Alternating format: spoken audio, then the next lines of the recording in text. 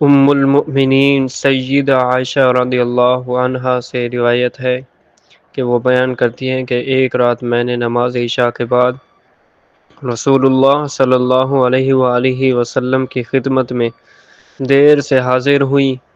آپ صلی اللہ علیہ وآلہ وسلم نے تاخیر کا سبب پوچھا تو میں نے عرض کی ہم مسجد میں آپ کے ایک صحابی کی قرأت سن رہی تھی، میں نے اس جیسی خوبصورت آواز اور قرأت آپ کے کسی صحابی کی نہیں سنی۔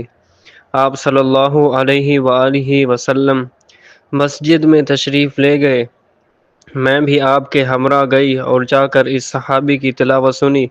پھر حضور صلی اللہ علیہ وآلہ وسلم نے میری طرف توجہ ہو کر فرمایا یہ ابو حذیفہ کے آزاد کردہ غلام سالم ہیں رضی اللہ عنہ۔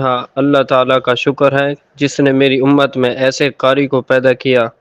قرآن و حدیث سے معلوم ہوتا ہے کہ خوبصورت اور بلند آواز کے ساتھ قرآن مجید کی تلاوت کرنا مستحب اور قواعد تجوید کے مطابق صحیح تلفظ سے ادا کرنا اور پڑھنا اس کو فرض عین ہے۔